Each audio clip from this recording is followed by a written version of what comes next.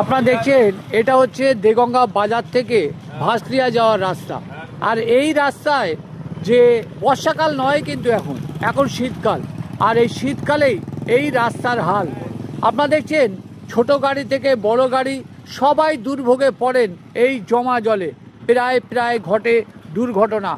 এইভাবে ভোগান্তি নিয়ে একের পর এক গাড়িকে তাদের ঝুঁকি নিয়ে তাদেরকে চলতে হয়। কিন্তু কেন এই অবস্থা?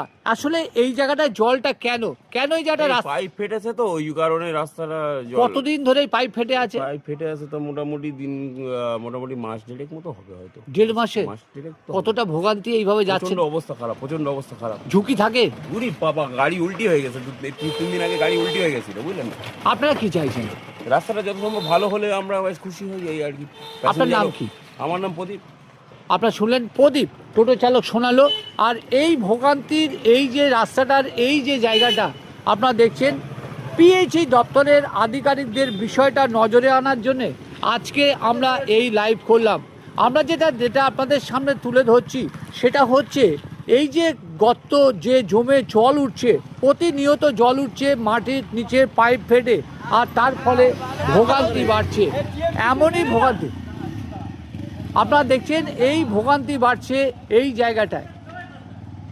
আপনারা দেখছেন মানুষের যে ভোগান্তি, সেই ভোগান্তির কিন্তু চরম পর্যায়ে দাঁড়িয়েছে বলেই মানুষ আজকে বলছে যে এই জায়গাটায় অবিলম্বে সংস্কার করা উচিত।